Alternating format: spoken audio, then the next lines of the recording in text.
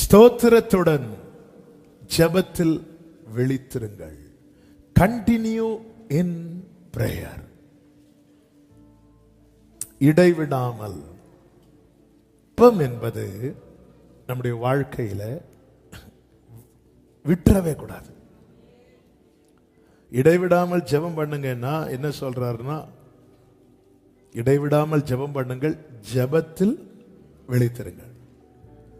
அது புரியும்படி சொல்லணும்னா, ஜெபத்தை விட்டுறாத, அசதி ஆயிராத. இந்நாளைக்கு சேர்த்து ஜெபம் பண்ணிக்கலாம், அப்படி மட்டும் விட்டுறாத.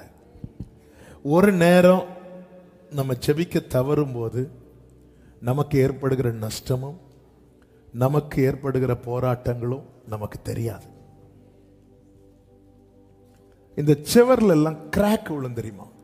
முதல்ல உள்ளதான் விழ ஆரம்பிக்கும், தெரியாது. அது ரொம்ப போனதுக்கு அப்புறம் தான் தெரிய ஆரம்பிக்கும். அதே போலதான் ஒரு பிலீவருடைய லைஃப்ல பிரேயர் இல்லாம போகும்போது எப்போ என்ன பிரச்சனை ஃபார்ம் ஆகும் தெரியாது. அது முளைக்கிறதுக்கு டைம் ஆகும். அதனால நம்ம பிரச்சனை இல்லைன்னு நினைச்சிட்டு இருக்கிறோம்.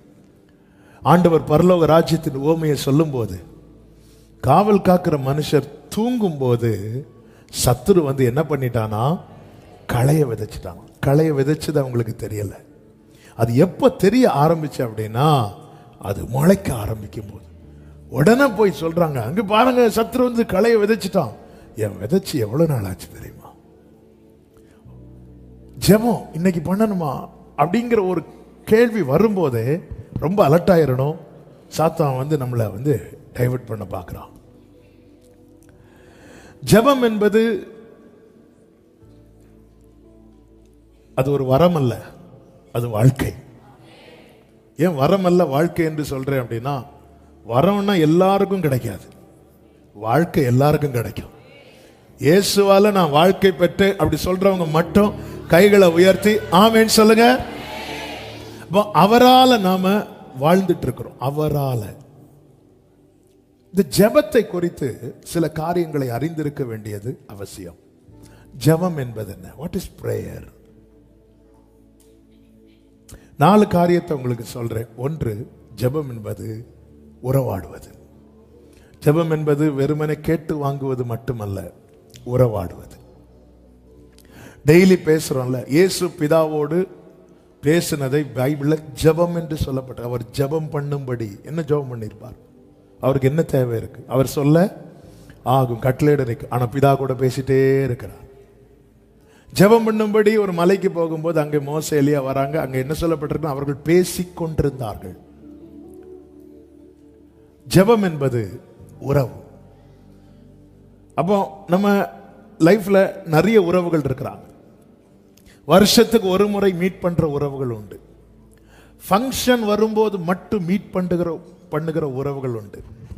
வாரம் ஒரு முறை மீட் பண்ணுகிற உறவுகள் உண்டு. நம்ம சர்ச் பிலீவர்ஸ் சொல்லலாம். வாரம் ஒரு முறை அது பார்க்கிறோம். என்ன சிஸ்டர் போன வாரம் காணல, என்ன சிஸ்டர் நேத்து காணலன்னு சொல்ல மாட்டோம். என்ன சிஸ்டர், ஏன்னா போன வாரம் தான் மீட் பண்ணியிருப்போம். வாரம் ஒரு முறை மீட் பண்ணுகிற உறவுகள் உண்டு. தினமும் சந்திக்கிற உறவுகள் உண்டு. தினமும் சந்திக்கிற உறவு யாரு சொல்லுங்க?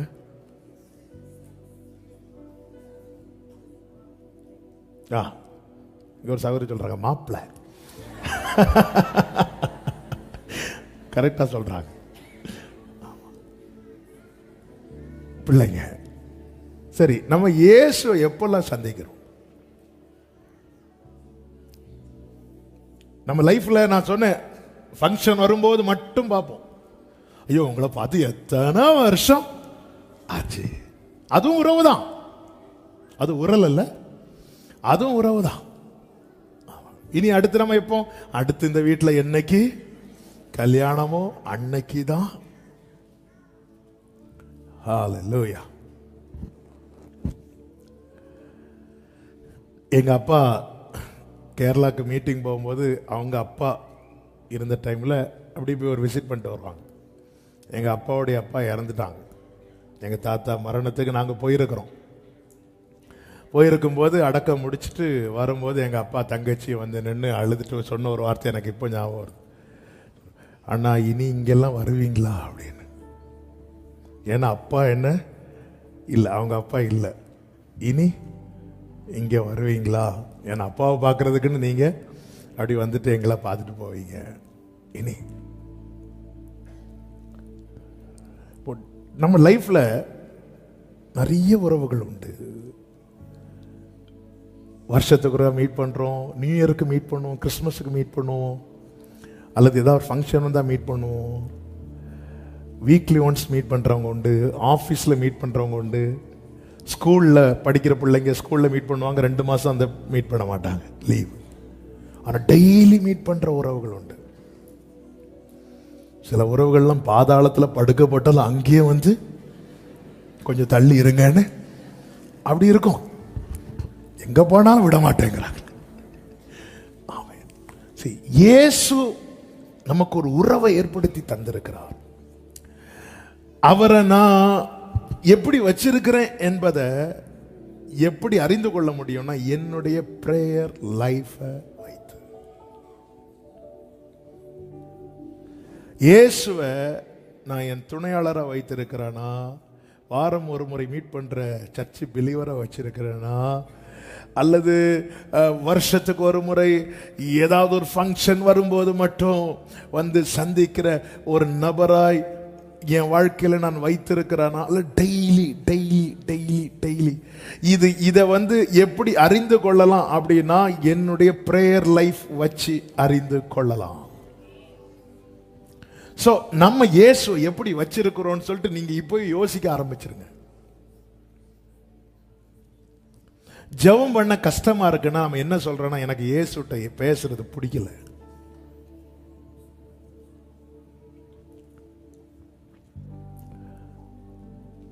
ஜெபிக்கிறதை குறித்து இயேசு சொல்லும் போது சொல்ற, கேளுங்கள் அப்படிங்கிறார். கேளு, ஏதாவது என்கிட்ட கேளு.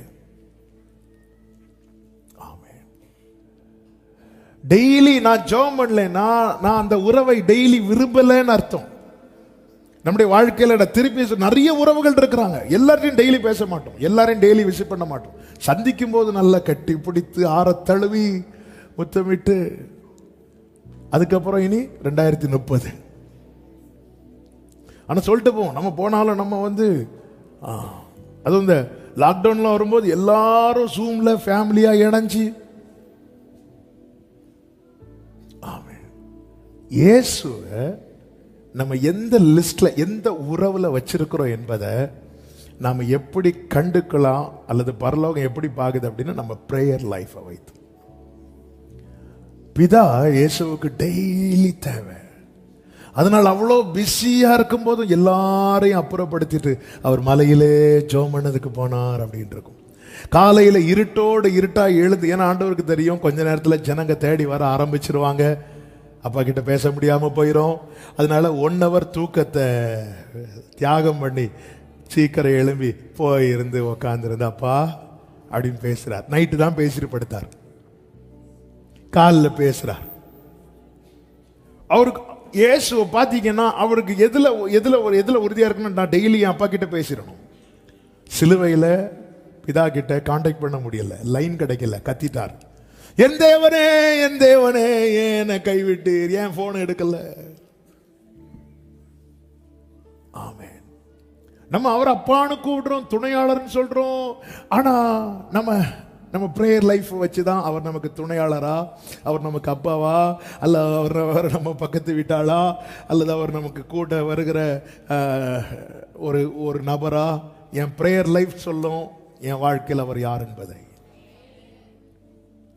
நம்முடைய பிரேயர் லைஃப் சொல்லுது உன் வாழ்க்கையில் அவர் துணையாளரா இல்லையா என்பதை.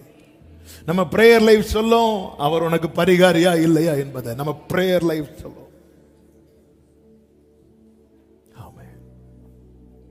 அதனாலதான் ஜெபத்தை விட்டுறாத விட்டுறாத விட்டுறாத விட்டுறாதன்னு பைபிள் ஃபுல்லா சொல்லி இருக்கு. ஜெபத்தில் உறுதியாய் சரித்திருங்கள். உறுதியாரு. இந்த ஜெபிக்கிறவர்களுக்கு வருகிற சோதனையே என்ன தெரியுமா? ஜெபிக்காம இருக்கிறதா. ஜெபிக்கிறவர்களுக்கு வருகிற ஒரே ஒரு சோதனை தான் உண்டு. என்ன சோதனை? அவங்களை ஜெபிக்க விடாம பண்றது. அதுக்காக பல விதங்களை சத்துரு கையாளுவான். தானியேலுடைய ஜெபம் நமக்கு தெரியும். தானியேலின் புஸ்தகம் 6வது அதிகாரத்தில் தானியேலின் சத்துருக்கள் 5வது வசனத்தில் சொல்றாங்க, நாம் இந்த தானியேலை அவனுடைய தேவனை பற்றிய வேத விஷயத்தில் குற்றப்படுத்தும் முகாந்திரத்தை கண்டுபிடித்தால் ஒழிய அவனை வேறு ஒன்றிலும் குற்றப்படுத்தும் முகாந்திரத்தை கண்டுபிடிக்க கூடாது. நல்ல கவனமா கேளுங்க. டெய்லி தேவனோடு ஒருவன் சஞ்சரிக்கிறான் என்றால் அவனை குற்றப்படுத்தும் முகாந்திரம் கூட சத்துருவுக்கு தெரியாமலே போயிடும். இவனை எப்படி பிடிக்கல அவன சத்துருக்களுக்கு ஐடியாவே பண்ண முடியாது. சத்துருவுக்கு வந்து பிளான் பண்ணவே முடியாது. இவனை இந்த விஷயத்தில் அகப்படுத்தலாமா, ஐயோ குழம்புதே.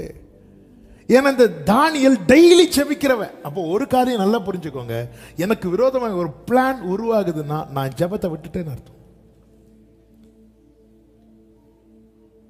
எனக்கு விரோதமா ஆயுதம் வாய்க்காது, ஆயுதம் உருவாகுது இல்ல. உனக்கு விரோதமாய் உருவாக்கப்படும் ஆயுதமும், சவுல் கையில் இருக்கிற ஈட்டி தாவீது மேல படல, உண்மைதான். ஆனா கையில ஈட்டி வச்சிட்டு இருக்கிறான்ல, அதுவே நம்ம சமாதானத்தை கெடுக்குதா இல்லையா? கையில ஒரு ஆள் ஈட்டி நமக்கு முன்னாடி 3 வச்சிட்டு இருந்தா சமாதானத்தை கெடுக்குதா இல்லையா? எப்படி இருக்கு? தாவீது ஃப்ரீ அப்படி ஃப்ரீயா வாசிருப்பான்னு நினைக்கிறீங்களா? ஏன்னா ஆல்ரெடி ஒரு வாட்டி எரிஞ்சாச்சு. இப்படி ஜெபத்திலையும் இப்படி பாக்குறது, ஏங்க ஒரு ஒரு ஒரு ஒரு சமாதானம் போச்சா? ஹல்லேலூயா. ஜெபம் பண்ணாலும் பார்க்கிறது. தாவீது இப்படி வாசிட்டு இருக்கும் போதே இப்படிதான் நிற்பார், இப்படிதான் நிற்பார். எல்லாரும் நினைப்பாங்க தாவீது வாசிக்கிறதுக்காக இப்படி நிற்கிறார். இல்ல, எடு ஓட்டம் ஓடுறதுக்காக அப்படி நிற்கிறார். இங்க பாருங்க, முகாந்திரமே அவங்களால பிளான் பண்ணவே முடியல. ஏன்னா அவன் டெய்லி தேவனோடு உறவாடுறவன். அவன் இந்த தானியேலை அட்டாக் பண்ணணும்னா எதை ஸ்டாப் பண்ணணும் தெரியுமா? அவன் பிரேயர் லைஃபை ஸ்டாப் பண்ணணும். ராஜா கிட்ட பேசி என்ன பண்றாங்கன்னா, ஜெபம் பண்ண முடியாத அளவுக்கு ஒரு சட்டத்தை வாங்கிட்டாங்க. வாங்கினதுக்கு அப்புறமும் 11வது வசனம் இந்த வார்த்தையை படிக்கும் போதே அது ஒரு பெரிய சவாலான வார்த்தை. அப்பொழுது அந்த மனுஷர் கூட்டம் கூடி தானியேல் தன் தேவனுக்கு முன்பாக ஜெபம் பண்ணி விண்ணப்பம் செய்கிறதை கண்டார்கள்.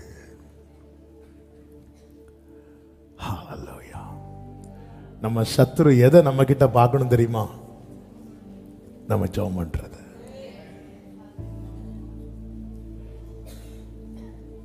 ஆமென். அவங்க கண்டார்கள். இவங்க பார்த்து தானியேலை வந்து பிடிச்சு சிங்க கபில தூக்கி போட்டாங்க. நமக்கு தெரியும் தானியேல் காக்கப்படுகிறான்.